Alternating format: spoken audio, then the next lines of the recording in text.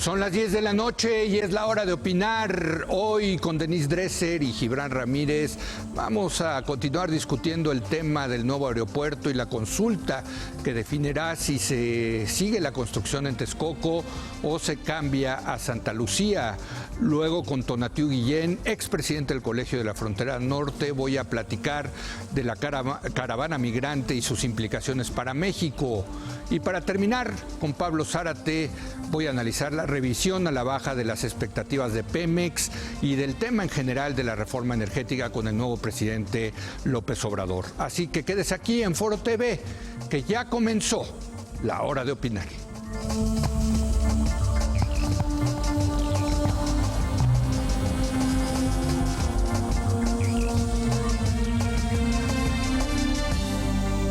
Muy buenas noches. Esta semana la hemos dedicado a los dos temas que han dominado la agenda pública, el tema de la migración, de la caravana migrante, de centroamericanos que están cruzando por México rumbo a Estados Unidos, y el otro tema inevitable, el tema del aeropuerto, la consulta que se va a llevar a cabo a partir de mañana jueves para ver si continúa o no la obra de Texcoco.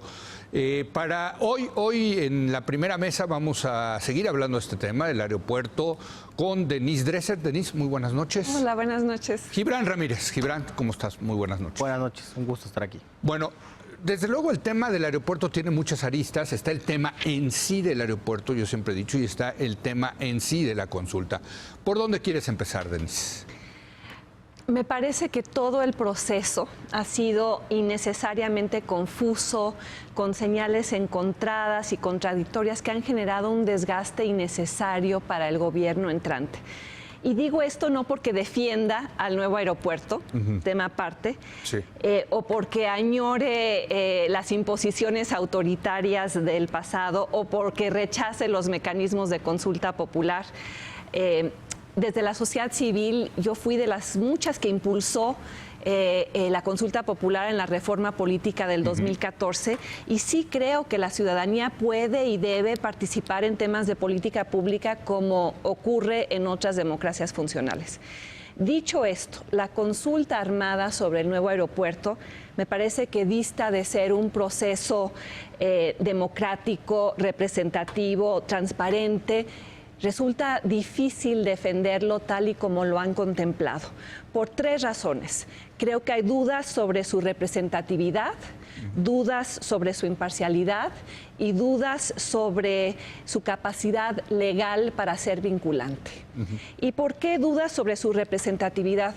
Pues con solo 1,037 casillas instaladas, cuando en elecciones federales se instalan 150,000, y curiosamente se instalan más en las zonas donde se votó mayoritariamente por Morena. Hoy Javier Aparicio publica, ayer de hecho en Twitter, ¿sí?, un estudio, ¿no?, un modelo econométrico que muestra que sí tienen un sesgo a favor de lugares donde tiene una mayor presencia morena. Sí, entonces eso lleva a cuestionamientos, yo creo que legítimos, sobre eso demostró ayer Alejandro Moreno, inducen por la manera en la cual están fraseadas a un impulso negativo en torno a la opción de Toluca. De Texcoco. De Texcoco. Sí. El Financiero pregunta en su propia encuesta, con opciones diferentes, sí, de preguntas, si las opciones fueran las siguientes, ¿por cuáles votaría usted? ¿Cambiar la construcción a Santa Lucía o continuar con el actual proyecto de Texcoco? Cuando las preguntas se frasean así, la ventaja es 2-1 en favor del nuevo aeropuerto. De continuar Texcoco. De continuar Texcoco. Sí. Y con las preguntas de Morena, esa ventaja, de hecho, se vuelve un déficit de 7 puntos. Y empatan, ¿no? Y empatan. Y además, se omite en el estudio citado, en la boleta de la consulta, que ese mismo estudio tiene un párrafo donde se dice de manera explícita que Santa Lucía no es una opción de largo plazo para resolver el problema de saturación. Y finalmente, dudas sobre su capacidad legal para ser vinculante. Porque se han normado las consultas populares. Sí, pero esta no es una consulta popular. No, bueno, ya hay quien dice, a la ley. Ya hay quien dice es vinculante porque López Obrador ha dicho que va a ser pero vinculante. Se ha dicho que ya es un sondeo popular, Sí. que pues no se entiende cuál es la figura legal para regularla. Ayer José Goldenberg publicó un artículo interesante donde decía, esto no es ilegal, pero sí es alegal, porque la normatividad sobre las consultas populares contiene toda una serie de reglas que en este momento se están ignorando, se están saltando, se están brincando. Entonces, pues, ¿qué sigue? Se podrá consultar sobre cualquier tema, o ya voto a mano alzada o aclamación popular en torno de alguna política pública. Y después de haber expuesto esto, quiero dejar muy claro que esto no significa que yo avale el nuevo aeropuerto. Ahorita entramos, si creo quieres. que hay muchos problemas desde su incepción, y estoy dispuesta a criticarlo y decir qué es lo que se tendría que hacer al respecto, pero sí me preocupa la manera en la cual se ha planteado esta consulta. De hecho, José Goldenberg dice que había que cancelar la consulta. Gibran, muchas cosas, ¿no? Sí, yo creo que en efecto es una consulta que tiene deficiencias técnicas que pudo haberse hecho mejor. Está hecha con prisa, pero está hecha con una prisa justificada, que es que el gobierno quiere empezar a actuar desde el momento 1 de su mandato, ¿no? Tiene que plantear un presupuesto, y en ese presupuesto impactará desde luego la decisión que se tome respecto del aeropuerto. Si se hubiera ajustado López Obrador a la normatividad de las consultas populares, si hubiera hecho todo el trámite legal necesario para hacerlo, seguramente esto se habría consultado hasta 2021, no sé, la inauguración del aeropuerto o algo así. Habría dejado de politizarse un tema que sin duda es fundamental para el país. No creo que se esté desgastando el gobierno electo con esto.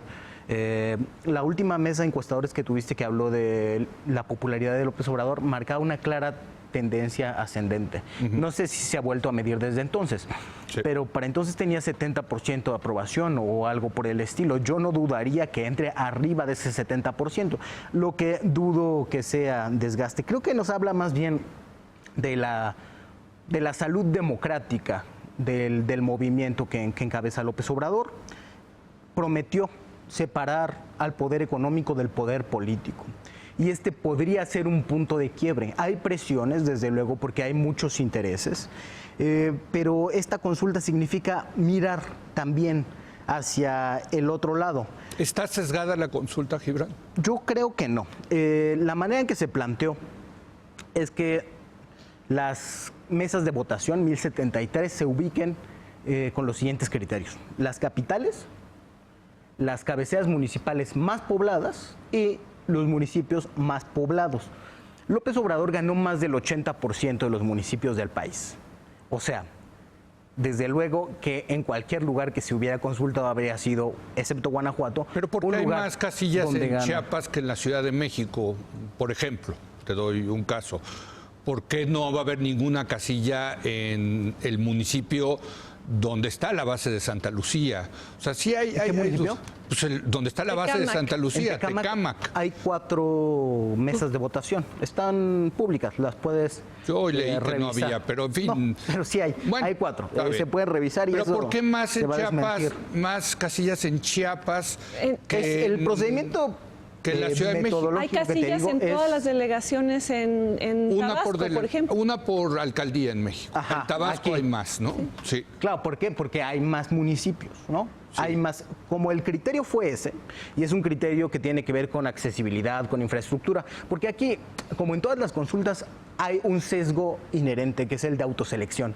Va a votar a quien le parece importante. Sí. Lo que se intentó generar, creo, fue las condiciones para a quien le parezca importante, interesante ir a votar por la consulta, puede hacerlo. Por eso la selección de cabeceras municipales, municipios más poblados, que sin duda a veces lleva más casillas, a donde hay un poco... Digo, en mi muy humilde opinión, yo creo que hubiera sido muy importante poner casillas afuera de los aeropuertos, por ejemplo, para preguntarle a la gente que sufrimos, que tenemos el privilegio de viajar en avión y que sufrimos. Va a haber varios días, o sea, no, quien por esté eso, interesado puede ir, aunque en esos días... Pero imagínate ayer que se quedó varada pues la sí, doctora le van a quedar 3 días a la doctora Dresser. Ahora, sobre la legalidad... Pudiste haber votado ahí. Sobre la legalidad... Yo estuve ayer 10 horas en diversos Nada más déjenme acabar mi argumento y les digo. Sobre la legalidad me llama mucho la atención el argumento de Woldenberg. Todos los políticos... Perdón, pero entonces para que quede claro, de acuerdo a tus criterios, ¿no está sesgada o sí está sesgada? No, yo creo que no. Yo creo que hay un planteamiento metodológico que puede ser deficiente, pero que no está inducido por sesgo político, sino por criterios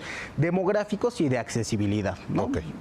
Ahora, en cualquier lugar, excepto Guanajuato, López Obrador ganó la gran mayoría de las casillas y entonces eso podría hacer parecer que se consulta más donde ganó López Obrador, pero no es así.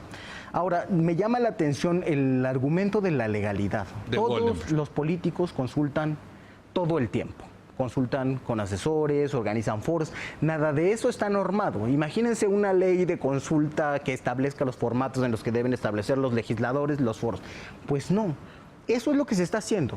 Tomémoslo, si queremos, así. La gran diferencia, es que ahora esto no se consulta solamente con los señores del dinero, con los grandes oligarcas que tienen inversiones e intereses en Texcoco, que sí opinaron desde luego respecto al proyecto anterior, con los Hank, con los Quintana, con los Gerard, etcétera, etcétera, Vázquez Raña.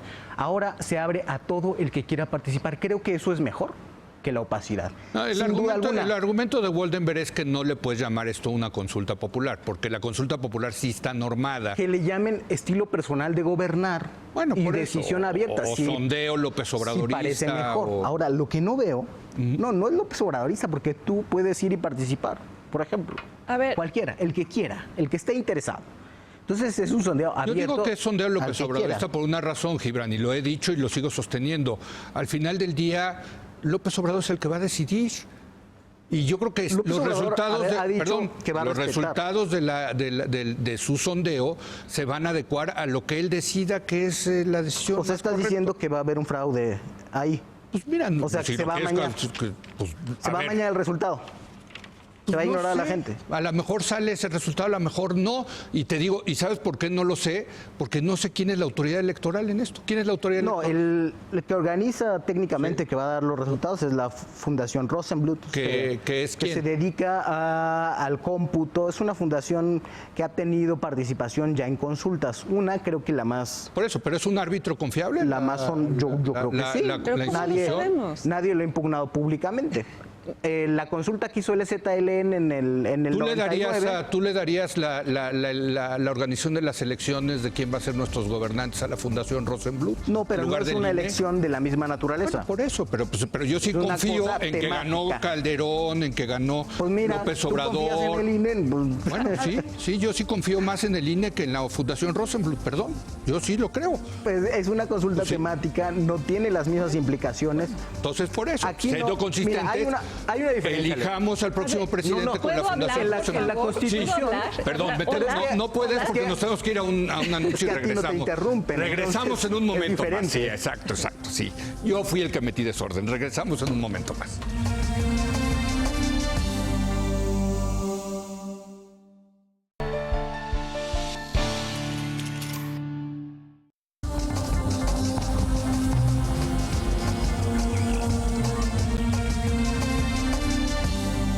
Debatiendo el tema de la consulta, llamada consulta popular. Para citar a López Obrador, yo diría la mal llamada consulta popular sobre el aeropuerto. Yo ya metí aquí mi cuchara, pues se vale, yo también me gusta debatir, pues soy el conductor de este programa y yo sí le entro al debate, pero yo metí el desorden, tengo que reconocerlo y tú estabas hablando. Venga, Gibran, y luego vas tú. Nada más para completar lo que decías, yo creo que es de una naturaleza diferente porque constitucionalmente tenemos la obligación de votar por el próximo presidente de los Estados Unidos mexicanos, por nuestros representantes, es una obligación constitucional. Entonces ahí institucionalmente lo que se debe favorecer es el acceso al voto en cualquier lugar y por eso toda la logística del INE, etcétera, etcétera. Esta es una consulta temática con el sesgo de entrada de toda consulta temática que es el interés. Ahora, es mejor que vaya 1 millón, 2 millones de personas por ponernos en un escenario no sé si es realista o pesimista, a que la decisión lo tomen unos cuantos en un restaurante, bueno, yo creo que sí. Pero ¿quién va a tomar la decisión al final? Los ciudadanos, esa decisión se va a respetar. En Morena, ya estoy poniendo yo otra vez el desorden aquí, pero... Los dos puntos de vista, o sea, sale Mario Delgado o sale Higinio, el senador, a decir que prefieren Texcoco, se vale, ¿no? Y Jiménez Espriu a decir lo contrario. Yo estoy convencido de que hay algo ahí que decidir y hay diferentes puntos de vista, incluso en la coalición gobernante. Por eso creo que no se trata de una simulación, se va a dirimir algo que es polémico. Yo sigo pensando que el que va a decidir al final del día, el domingo en la noche, va a ser López Obrador. Es grave insinuar que hace un fraude, se va a hacer un fraude. No le quiero llamar fraude. Yo creo que todo esto, lo he dicho, es una faramalla, un argüende de López Obrador, el típico para tomar, para salvar la cara. Pero te va, Denise. Es que nos estás colocando en una falsa disyuntiva, Gibran, porque lo que están planteando ustedes es o la imposición autoritaria o esta consulta. Cuando nadie quiere que las cosas se hagan como se hicieron en el pasado, como se hizo el viejo aeropuerto, pero sí quisiéramos que fuera una consulta mucho mejor hecha. Sin duda, yo coincido en eso contigo. Y dices que ha sido imparcial. No puede ser imparcial desde el momento en el que tienes a Claudia Sheinbaum, al propio López Obrador, a Jiménez Espriu, manifestando, o sea, miembros del próximo gobierno, manifestando su claro apoyo a Santa Lucía. Y otros a Texcoco. Y mandando mensajes a quienes van a votar, a su base, que esa es la opción que el gobierno prefiere. Mario Delgado, Higinio. Mario Delgado, ustedes usan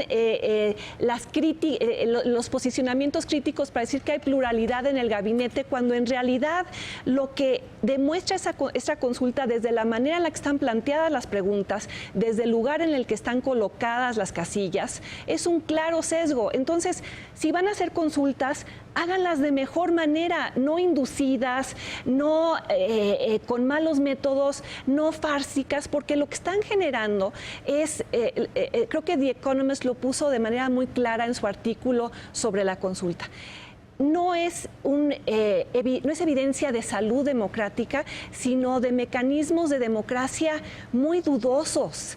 Y dijiste algo que me llamó la atención. López Obrador está separando el poder político del poder económico. Es lo que quiere, lo que prometió. Sí, pero lo ha anunciado y esta consulta es una manera de deslindarse de los oligarcas que se benefician del aeropuerto.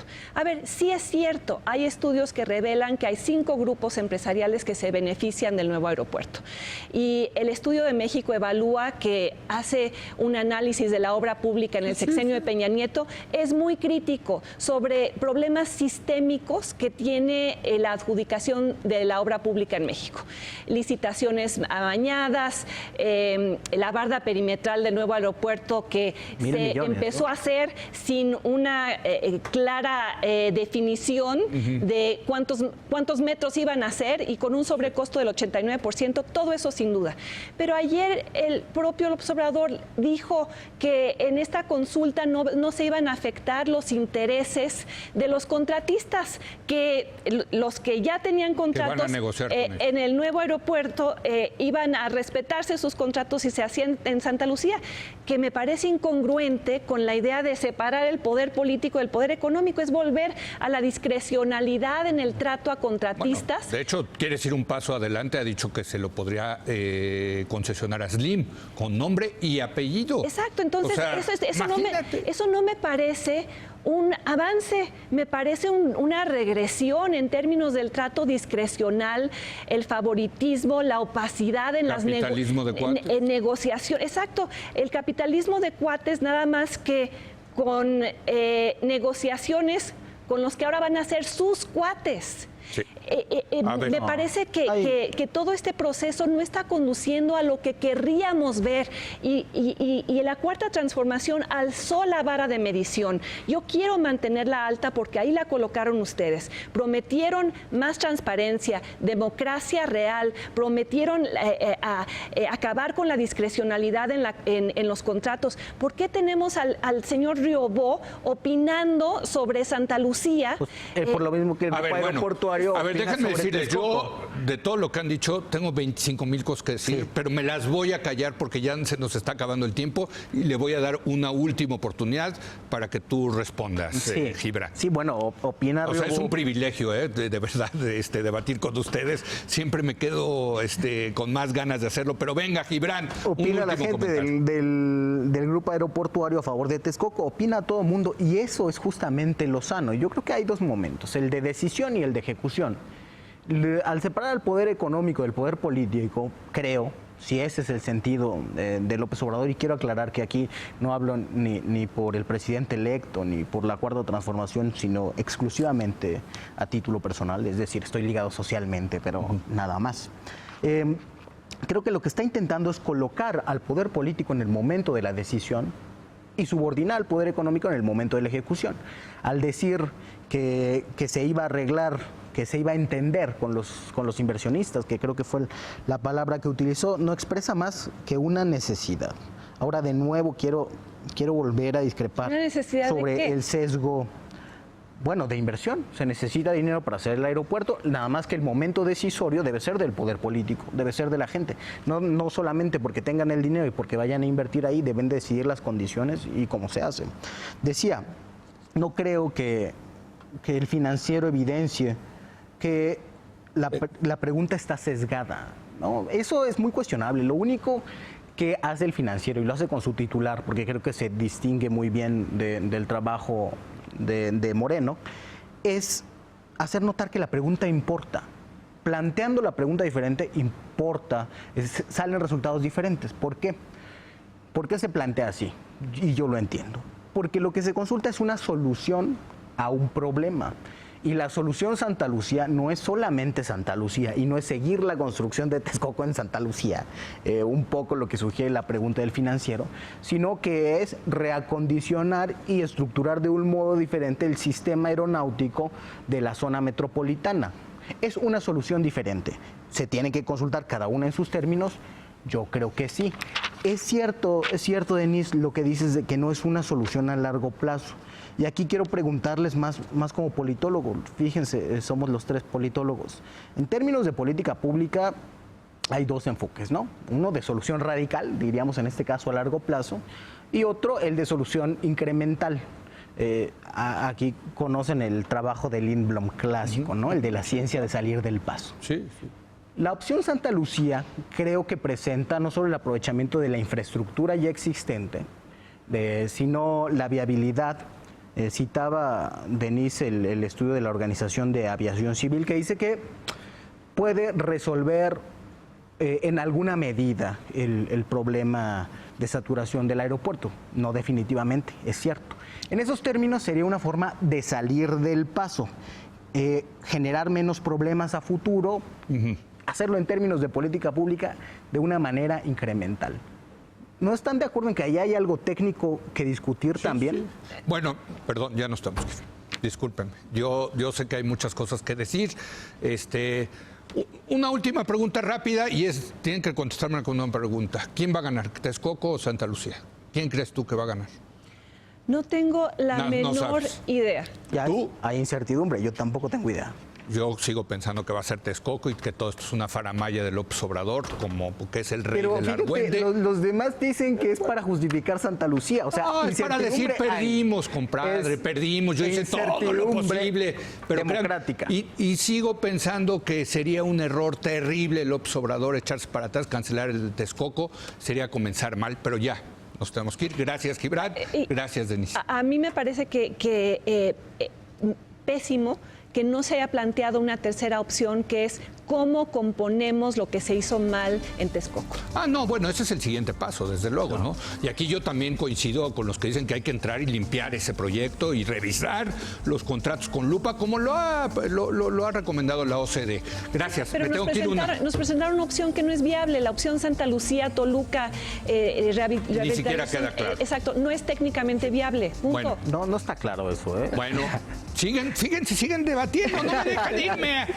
Nos tenemos que ir a una pausa y vamos a regresar con Tonatiuh Guillén. Él es uno de los grandes expertos en migración en México para hablar del tema de la caravana. Regresamos en un momento. ¿Me pasas? Gracias.